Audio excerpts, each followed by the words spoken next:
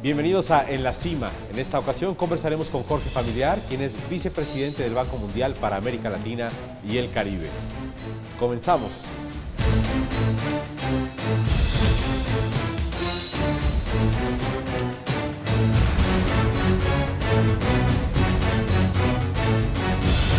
Bueno, Jorge Familiar, muchas gracias por aceptar esta entrevista y por hablar con nosotros. Muchas gracias por la invitación, Carlos.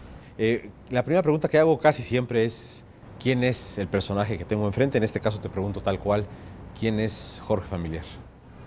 Pues soy mexicano, viví prácticamente toda mi vida aquí en México, estudié en México y me hice en escuelas mexicanas, soy egresado del ITAM, y después de varios años de carrera profesional en México, principalmente en el gobierno, acabé trabajando en Washington en el Banco Mundial. Ahora estás viviendo en Washington, en el Banco Mundial, tal cual como vicepresidente, y te quiero preguntar, cuando eras niño, ¿pensabas que podrías llegar a trabajar en algún organismo internacional? A veces estas preguntas como de si soñaste hacer exactamente lo que haces son un poco complejas, pero hay gente que de pronto sí ubica, ¿no?, lo que podría llegar a ser organismos internacionales, vivir en otro país, estar en el mundo de las finanzas. ¿Todo esto lo imaginaste? Fíjate que no con ese nivel de detalle, pero una persona que influyó mucho en mi vida fue mi abuelo, y mi abuelo tuvo una actividad internacional muy importante. Él era psiquiatra, uno de los primeros psiquiatras en México, y fue miembro del panel de expertos en materia de alcoholismo de la Organización Mundial de la Salud. Y esto fue algo que influyó mi vida desde que yo era muy niño, muy joven, ¿no? Sus historias, de sus viajes, la participación en eventos internacionales. Entonces sí era algo que me llamaba mucho la atención. Después, al inicio de mi vida profesional en la Comisión Nacional Bancaria y de Valores, tuve la oportunidad de participar en un grupo de trabajo de la Organización Internacional de Comisiones de Valores, y le tomé mucho gusto al entorno internacional, en particular a las interacciones multilaterales. Jorge, vámonos un poquito más para atrás y vamos un poco a tu niñez. Quisiera que me dijeras cómo fue tu niñez. ¿Fuiste un niño feliz? ¿Jugabas o jugabas con números o con qué jugabas? Un niño muy normal y muy feliz. Sí me gustaba mucho leer, pero de ahí en fuera un niño normal que jugaba y hacía travesuras y como cualquier otro. ¿En qué momento de tu niñez detectaste? No creo que es la pregunta correcta, pero te la voy a hacer como se me está ocurriendo, que el mundo de las finanzas o el mundo de los números era algo que te atraía un poco más. Hoy lo que haces, entiendo, es una posición de liderazgo muy importante dentro del banco y tienes seguramente mucha gente que hace todos los números para hacer los préstamos que el Banco Mundial hace. No obstante, pues a ti te toca revisar todo este paquete completo, ¿no?, de lo que se presta para América Latina y el Caribe. Y te quiero preguntar, ¿en qué momento te empezó a hacer clic que el mundo de las finanzas, los negocios? Al final estudiaste contaduría pública, pero antes de eso, ¿cómo lo detectaste? Pues fíjate que no fue algo de mi infancia temprana. A mí me gustaba mucho la historia, me gustaba mucho leer, me gustaba mucho, yo hubiera pensado tal vez que acabaría de historiador o de escritor, ¿no? Pero cuando estaba hacia finales de preparatoria, tal vez, pues entré en contacto con la economía, me llamó la atención. Mi padre es contador público. Entré a estudiar la carrera de contaduría pública y ahí le tomé mucho gusto, sobre todo al ángulo de las finanzas, no solo al de información financiera, sino finanzas, y estudié una maestría en finanzas después, muy influenciado sobre todo por maestros que tuve de finanzas hacia el final de mi carrera profesional.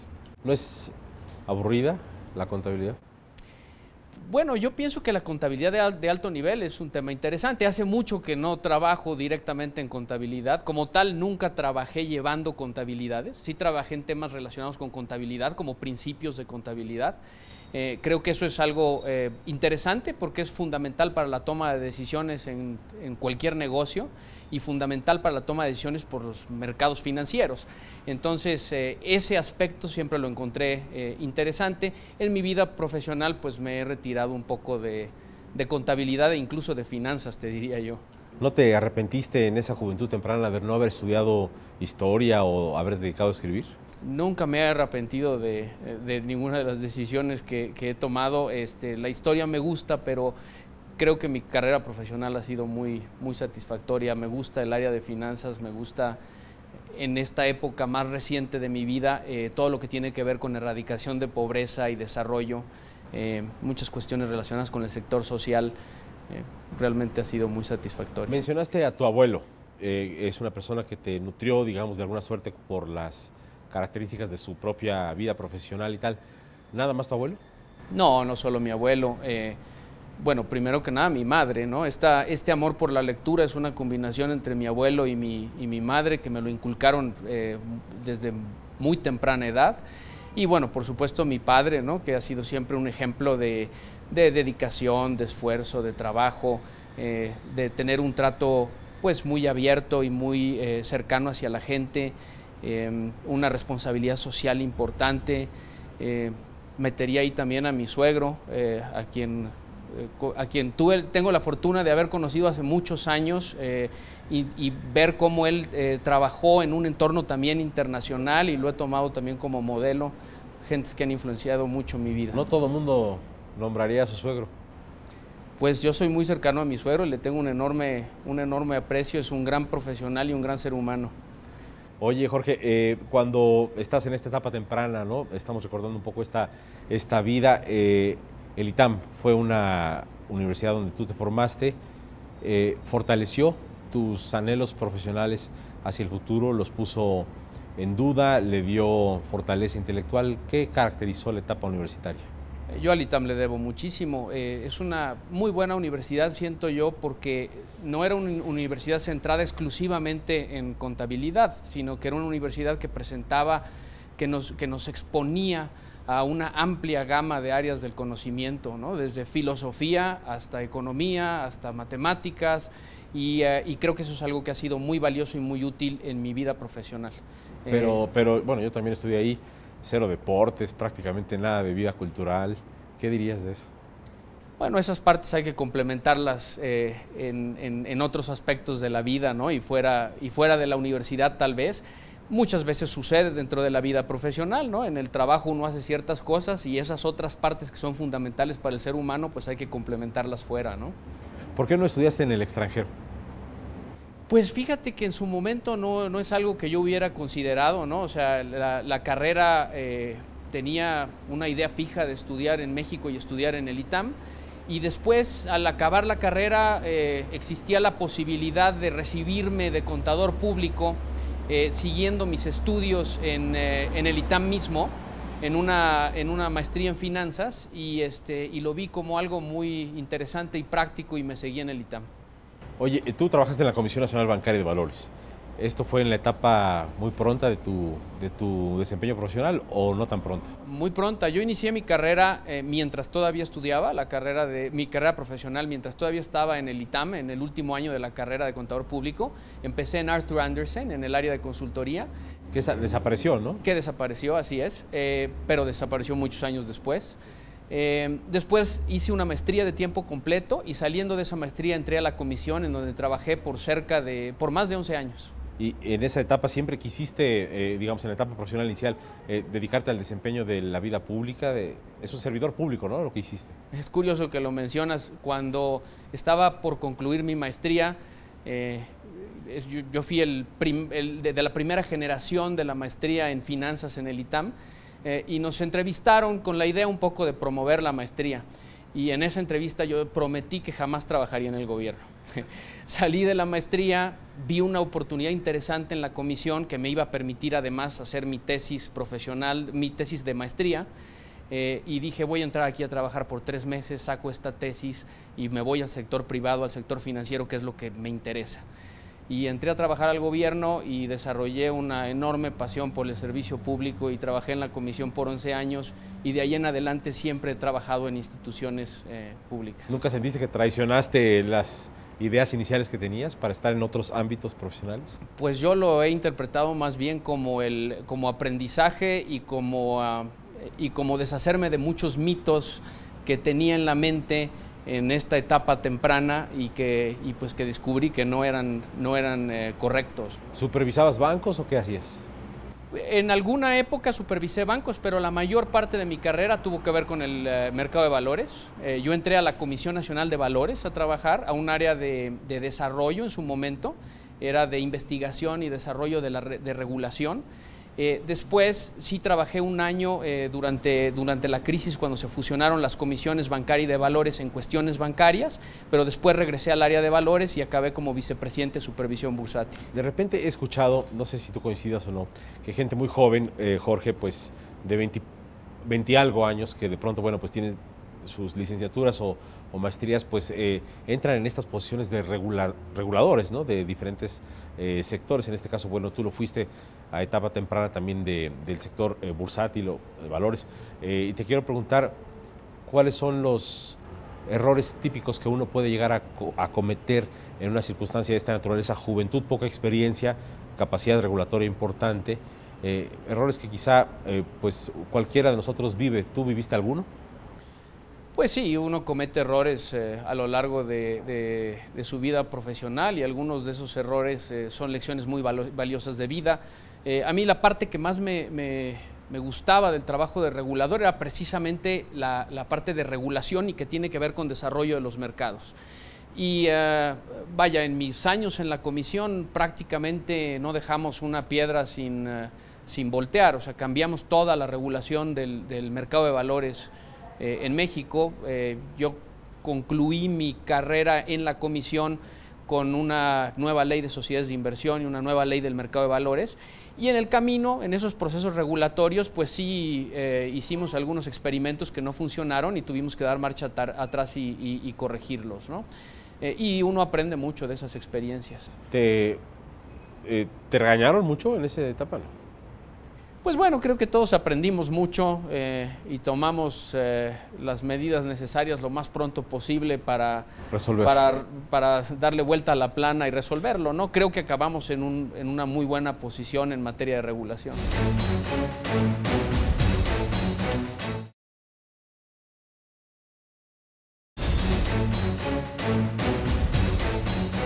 Bueno, tal cual que ahora estás, bueno, en el Banco Mundial. Te quiero preguntar en relación con esta modelación de industria, la regulación, las leyes que pudiste modificar, ¿qué lección dejan? Porque es importante que todo país cuente con talento adecuado para sofisticar su regulación. Tú lo hiciste en esta etapa que nos estás relatando de la comisión. ¿Es fácil regular a alguien? Es interesante, me imagino, modelar toda una industria a partir de las leyes que se pueden aprobar. Oh, eso es muy interesante y además es algo de lo que uno saca enormes satisfacciones. Yo creo que por eso entré con esta idea de estar 3 meses en la comisión y me quedé 11 años, ¿no? Hay cosas de las que me siento particularmente orgulloso que pudimos hacer, como por ejemplo la creación del certificado bursátil, ¿no? Que pues era un instrumento nuevo, costó mucho trabajo convencer, primero que nada, a la gente que trabajaba en la propia comisión y después a los agentes del mercado de la importancia de tener este instrumento tipificado en la ley del mercado de valores, y el día de hoy es prácticamente la totalidad del mercado de deuda en México, ¿no? Y como ese ejemplo hay algunos otros, entonces son unas experiencias realmente únicas. Fue muy, muy valiosa esa experiencia. En ese caso abriste una ventana gigante de la industria. Así es. ¿Cómo reaccionan los regulados ante, bueno, hoy estás joven, pero antes lo estabas más, ante un joven que tiene esta capacidad de regular y proponer cuestiones tan de avanzada en la parte financiera del espectro mexicano? Pues acabamos creando unas modalidades de trabajo muy interesantes porque muchos de los esfuerzos regulatorios los hacíamos en conjunto. Por ejemplo, para la última reforma de la ley del mercado de valores, invitamos a un grupo de abogados externos que se reunían con la gente que trabajábamos en la comisión, e hicimos realmente una labor de equipo, de discusión, análisis, estudio, y así fue como redactamos la ley del mercado de valores que sigue en vigor hasta la fecha. A veces, Jorge, parece, también he escuchado de pronto algunos comentarios, y tú no me dejarás mentir, que de pronto hay gente que dice, bueno, es que la gente que trabaja en los bancos es, sabes, como descorazonada, ¿no? La gente que está en el sistema financiero, pues está nada más mirando estos números y estos modelos financieros para hacer que las cosas funcionen. ¿Es así?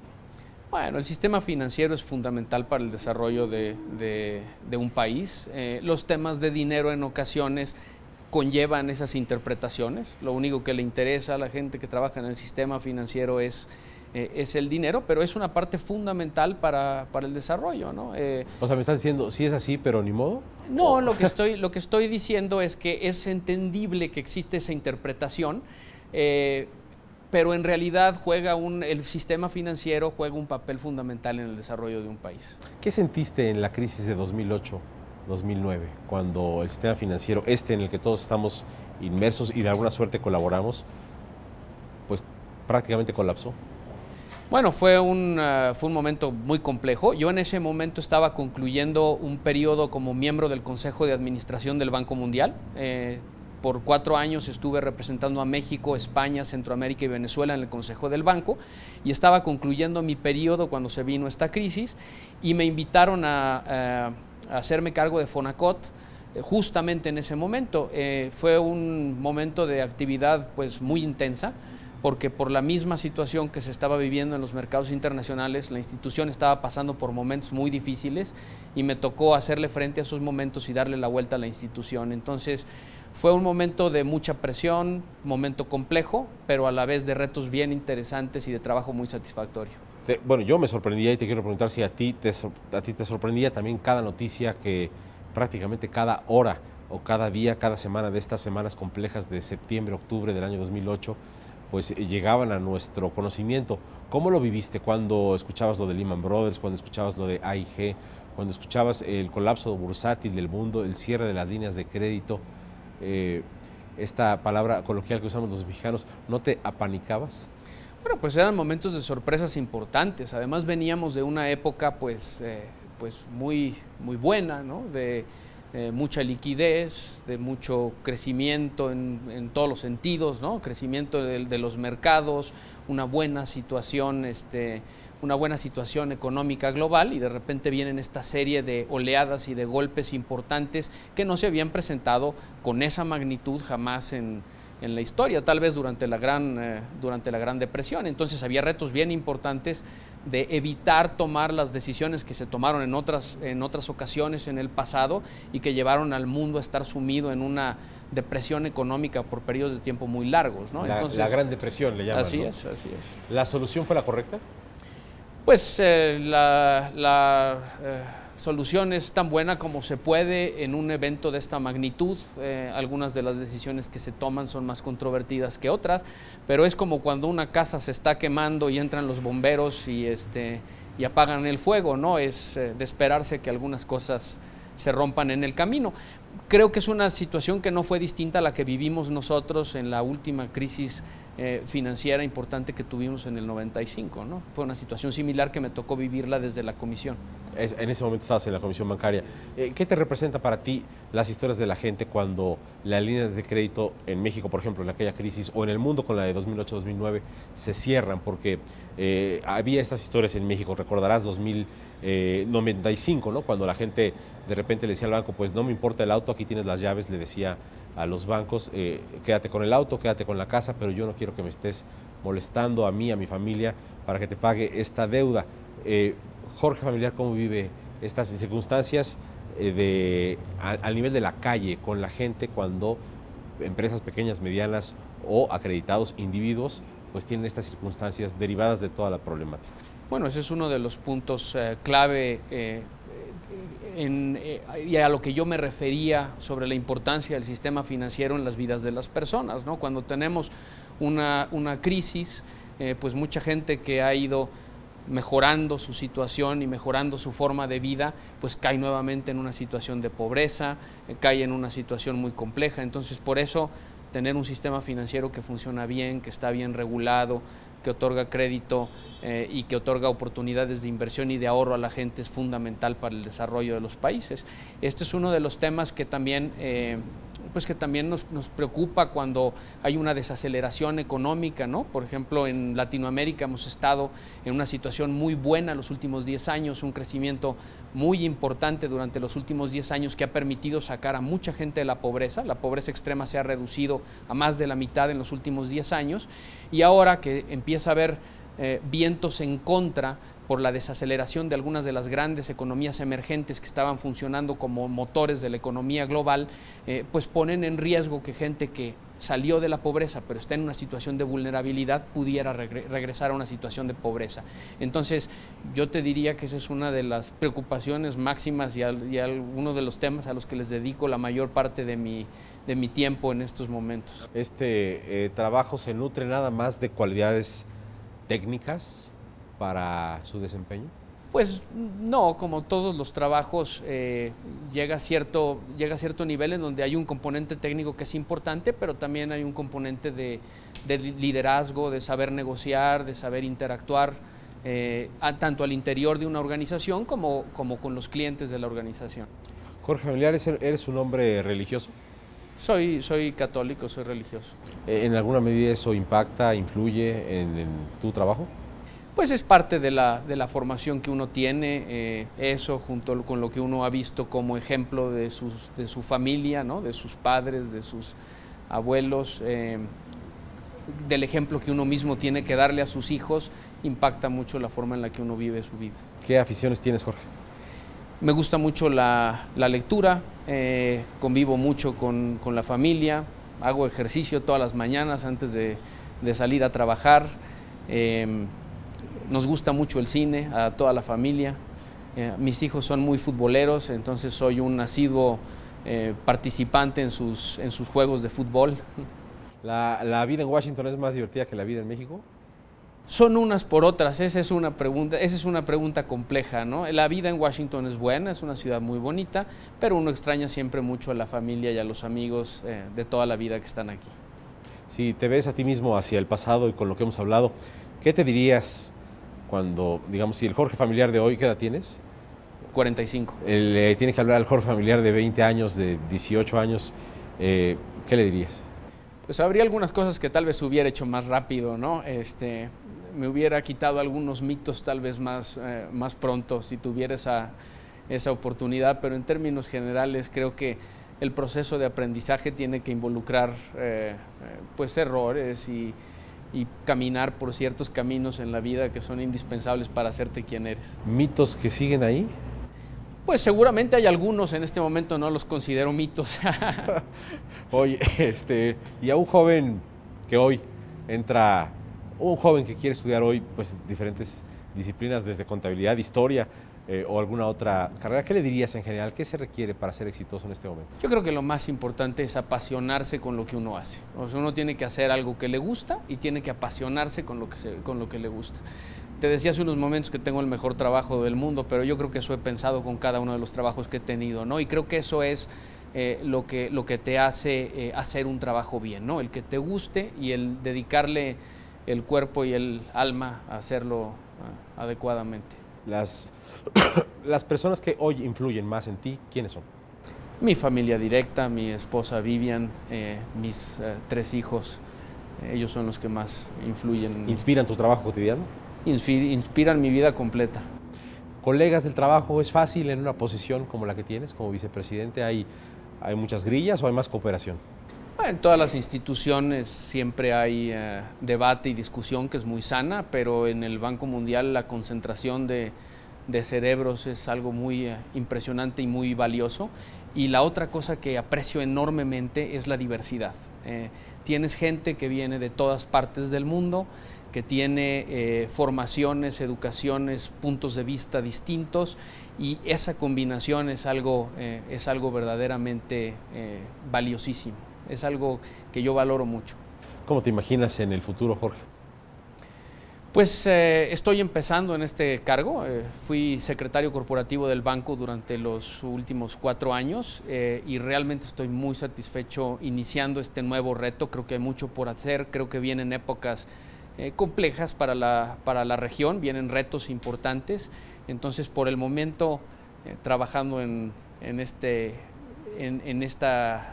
función en Latinoamérica. ¿Pero quieres tus nietos cuando seas, quieres ser abuelo, quieres morir de edad avanzada? Eventualmente sí, pero mi hijo mayor apenas está entrando a high school, entonces todavía nos queda algo de tiempo. A los mexicanos jóvenes como tu hijo, sus compañeros, los chavos, ¿qué les dices en cuanto a cómo formarse? ¿Cuál es la más importante de las piezas educativas que un joven tiene que incorporar en su conocimiento, en su hábito, en su cerebro, para desempeñarse bien? Yo creo que no hay una pieza única de conocimiento. Yo creo que hay que mantener una inquietud en todo momento para obtener nuevo conocimiento. Nunca se deja de aprender. Creo que eso es algo importante, hay que tener esa inquietud y hay que ir y hay que buscar ese conocimiento, ¿no? Para mí la lectura ha sido muy importante y es algo que yo he tratado de inculcarle mucho a mis hijos también. Creo que esa es la puerta para exponerse a nuevas cosas y aprender nuevas cosas. Fenomenal. ¿Hay algo más que tú quieras decir, Jorge? Agradecerte la invitación. Al contrario. Gracias a ti. Mucho éxito para América Latina, para el Caribe en tu gestión en el Banco Mundial. Muchas gracias.